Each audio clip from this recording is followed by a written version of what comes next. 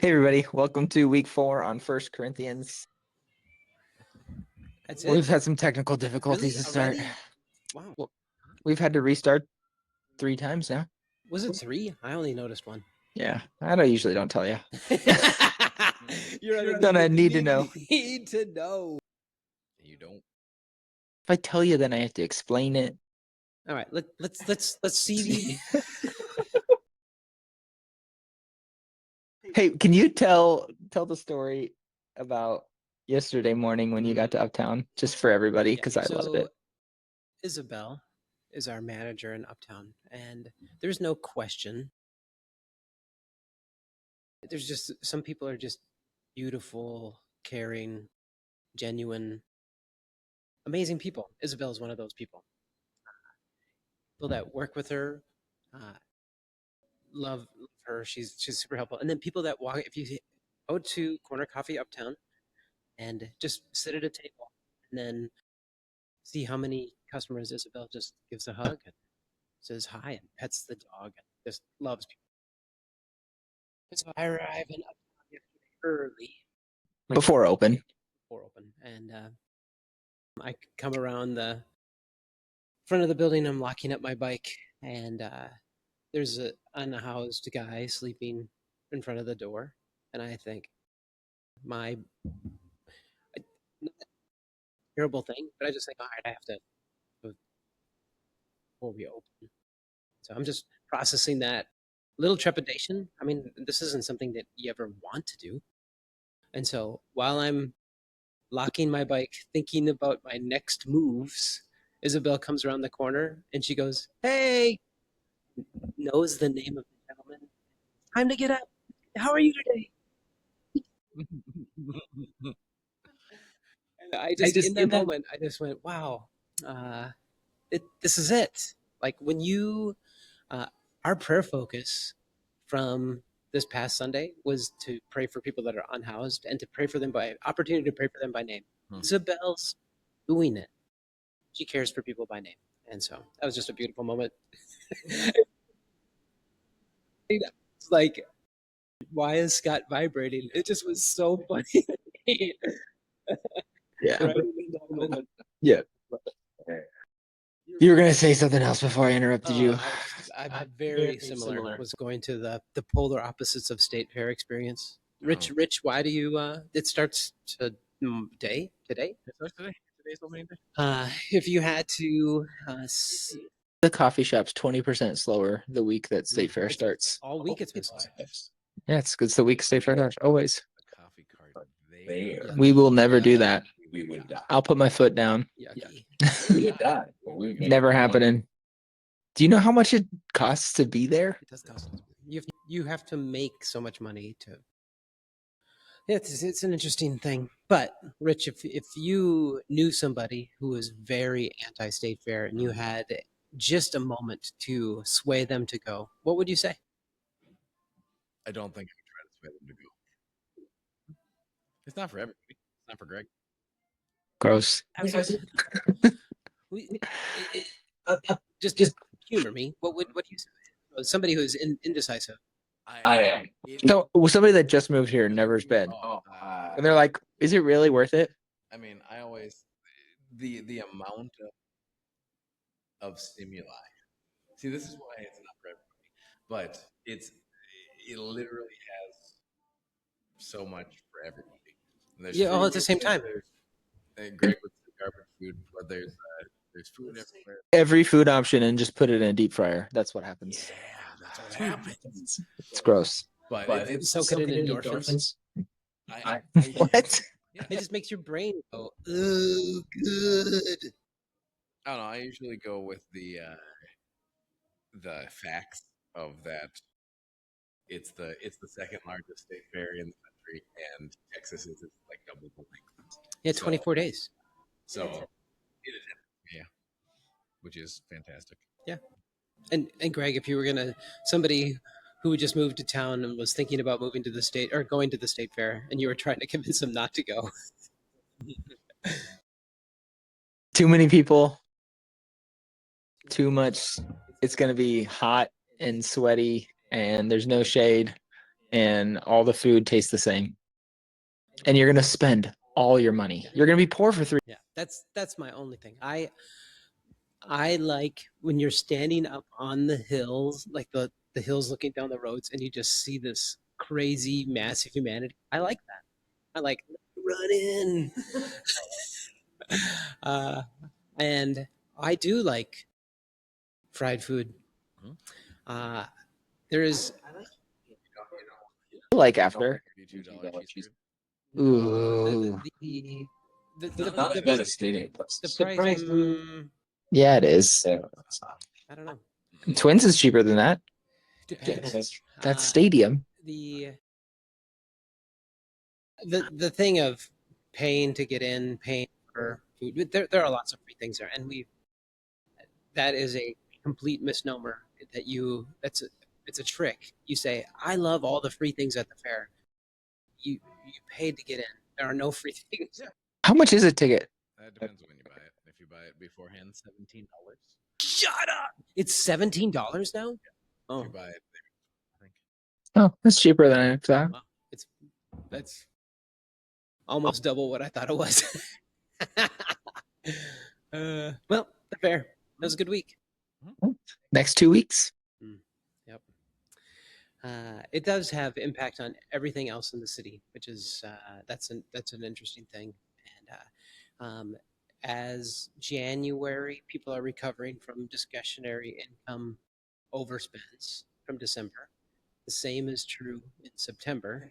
People are recovering. There are 2 million people that are recovering from, and probably a million of them are recovering discretionary income overspend. And so, if you're a local business, you should visit a local business in September.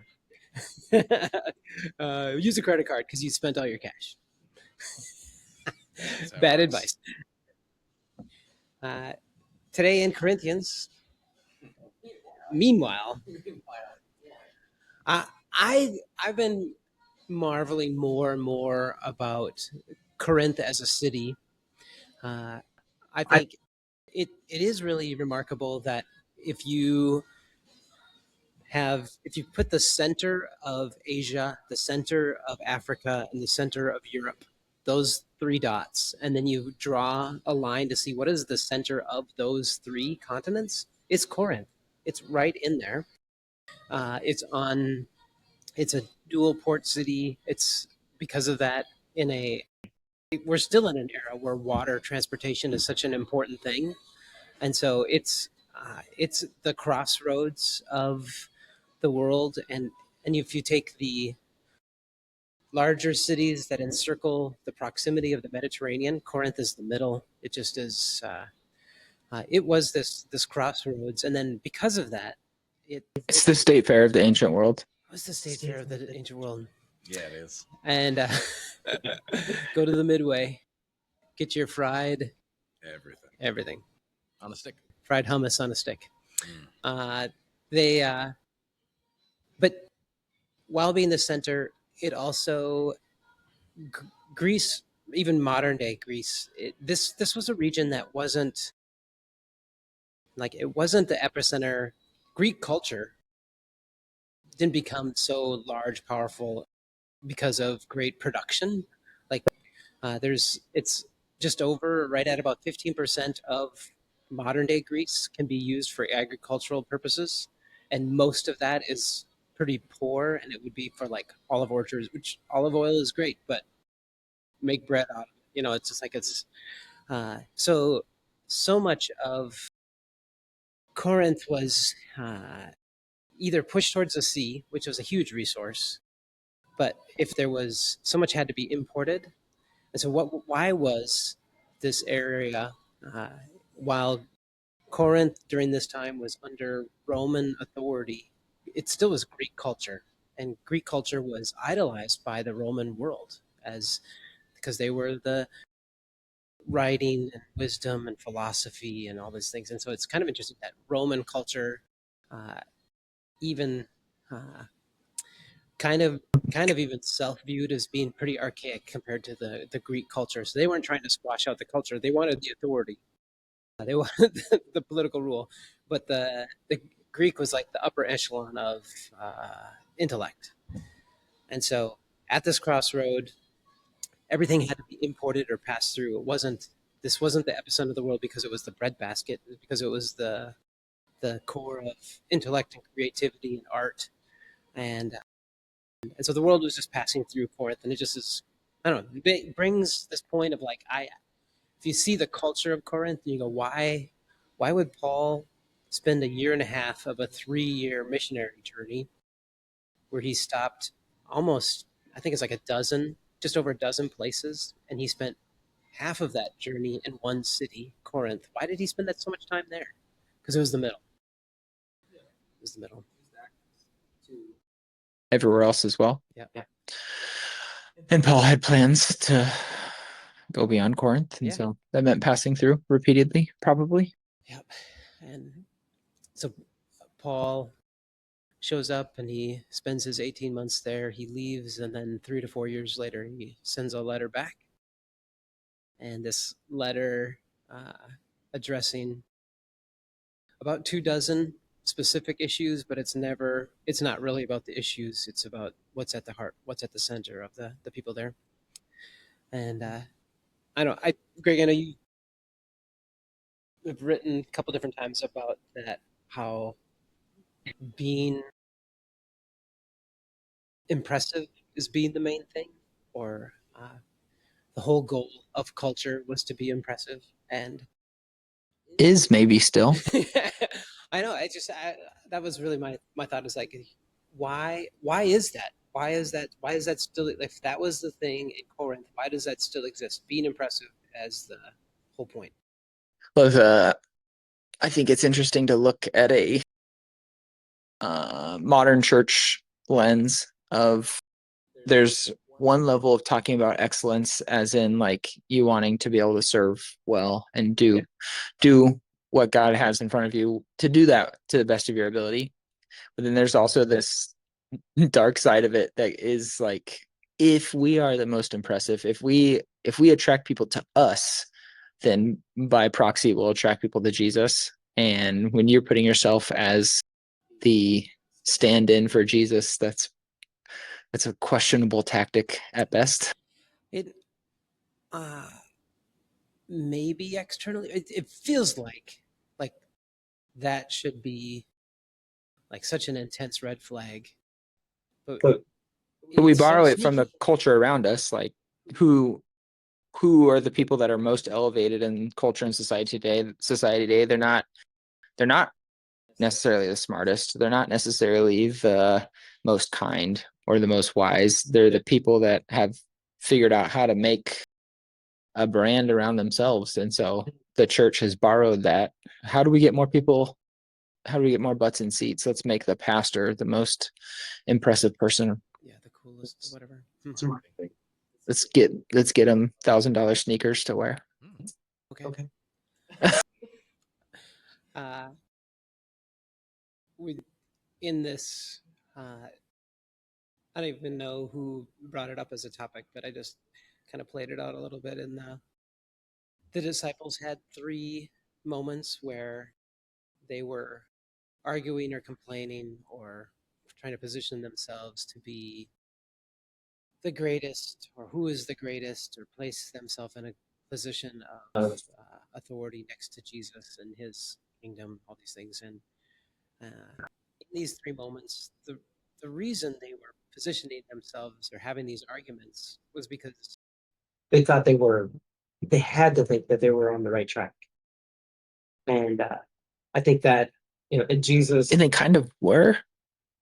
yeah, it is, yeah, but it goes back to exactly what you said, is that if you're like trying to position yourself close to Jesus, it's good, but trying to position yourself close to Jesus in order to when it becomes selfish, like you talked about that, and it just is. It's Jesus 3 times he brings this. His answer always is be the least, be the servant. In John, we don't see the fight in John, but it's this parallel moment from I think it's Matthew and Luke. But after they're at the level, I mean, like you guys are showing that you just really don't get it. They're uh, you know arguing about greatness, and then in the midst of that, that's like we see from John in that moment, Jesus gets up and he washes their feet. It's like they're still bickering about it, like giving each other glances across the room, and then Jesus is washing their feet, like just, and he says, "Go and do likewise." Be the if you want to, the greatness is in being Well, first he asked, "Do you guys understand? Do you understand what I have done for you?" Yeah, such a parent move. What a parent move. Do you understand? Yes. No. Yeah, exactly. I, All right. Tell me Tell me why why I I did did this. this. It's kind of this, I mean, this picture of like if you I have a couple of friends in my life who are incredible musicians, incredible guitar players, and they like to play nice guitars. Hmm. But then also, if they went and picked up a kid's guitar, they can make that guitar like sing still. Yeah. And so, almost like if we if you are into music and you only are like analyzing, oh, that person's playing a $500 guitar instead of a $5,000 guitar, rather than actually like engaging with the music that that person's playing. Like it's confusing the instrument with the source. Yeah. Yeah. Yeah, that and so going back to the geography of Corinth and the culture of Corinth, being their part of their whole greatness. Again, it wasn't because, man, we're feeding the world. It was because they were impressive. They had this impressive, and they did have this good location, but that good location brought people there, brought the culture and the world through there. And so again, it like how do we continue, or how do we thrive? It's by being impressive. I think of it. One thing I thought of this week is that when if somebody visits your home, there can be pressure to be impressive, and that was like the city of Corinth. Everybody was always coming to visit, and so be impressive was just even a part of them as a city. And because of that, when the church of Corinth started, that Paul is there, spends this time investing into them. It never was perfect. For sure, it was never perfect. But then Paul circles back and says, "Wow, this has really become. You're fighting. Why are you all? You're fighting because you think you have it figured out. You're looking down on each other because you think you have it figured out." And that was just a clear sign, just like with the disciples, a clear sign that they didn't get it.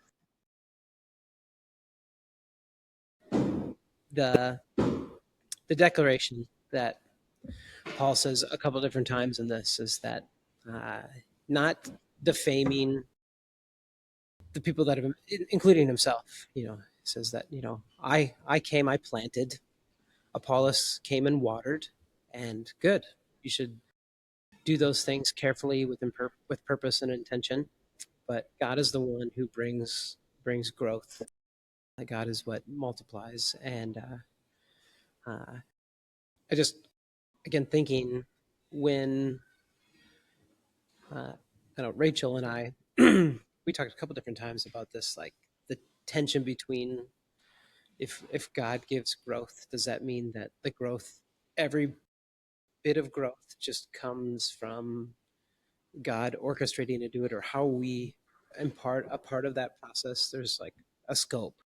Like you could sit back and do nothing, and God will give you growth, or you walk completely entrusted and empowered by God, and it's like God is giving you a thumbs up and you grow. Somewhere in between, there's a complexity of how God does give growth. I don't think the extremes are correct, but I think that in the thing that uh, if your growth is leading to division, it's a sign of some other things that are Christ is not the center. If your growth leads to division, Hmm.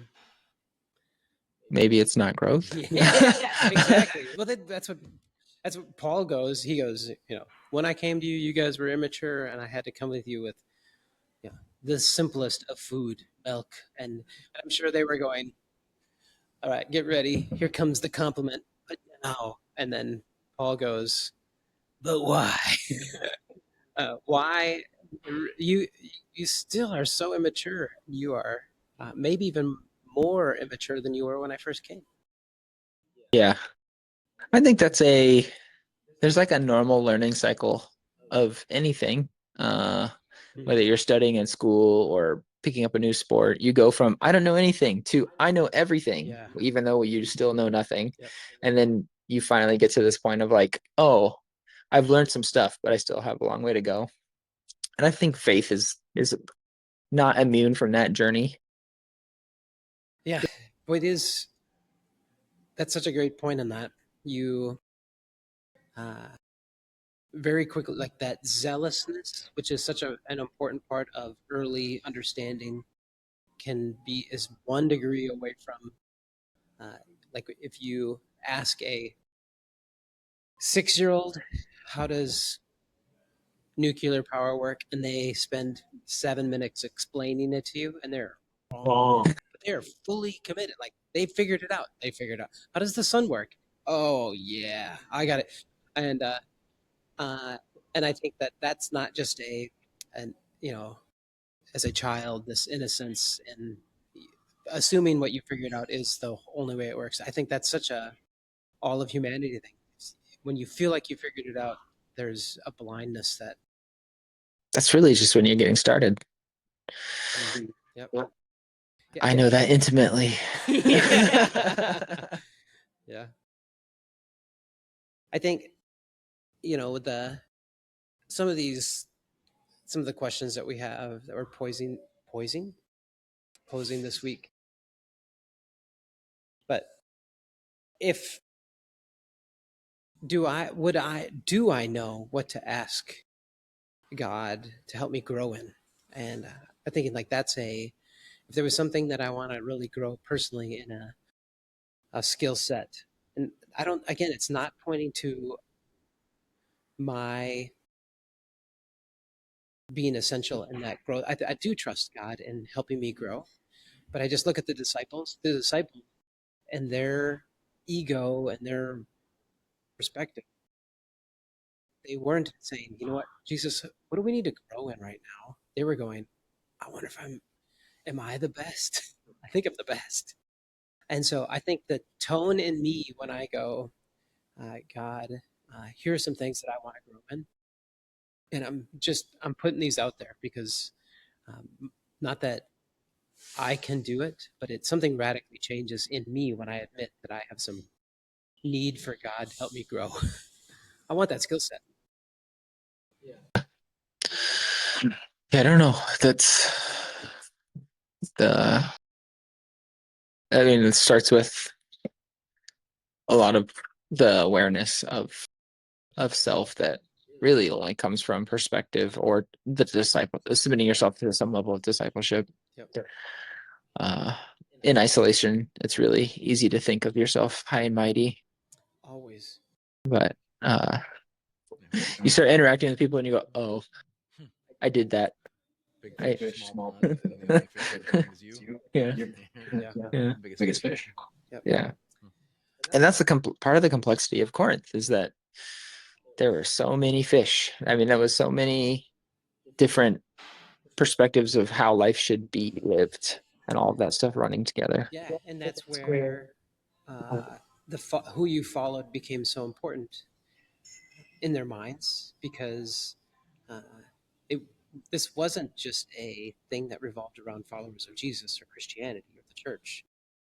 It would Their streets were lined with temples and things that were directed towards other deities, and so to be impressive quickly became part of that. And so to be, yes, this is, I follow the great Paul who used to be this Jewish authority who was persecuting, and now he's he's our champ. He started my church. Apollos, who's this incredible communicator, I follow him. And Peter, one of the original apostles, I follow him. And again, that clouded, it became a stepping stone as opposed to, again, the message of Christ or the message of the cross being central. Message. The message. Yeah. Who's right? Not the who was right mattered more than who Christ was, more than the gospel. So just to whisper that to our culture, hey, maybe who's right is less important than the message of the cross. Wrap it. I think what we just said a little bit ago is it's the thing. It's like you start out not knowing anything, and then all of a sudden you learn a lot. You go, oh, I know so much, but I still have a long way to go. And then you learn a lot, and you go, I know so much, and I still have a long way to go.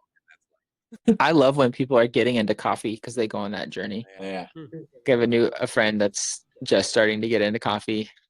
And he said yesterday, he said something about, I'm like the master of pour overs. And I said, you have one pour over. And you asked me yesterday what temperature to set your water at. That's fun. Yeah, but it's we never get to the spot where we go, I know everything and it's everything, and we shouldn't get there. Yeah. So it's always the next step. We'll see you next week. Bye.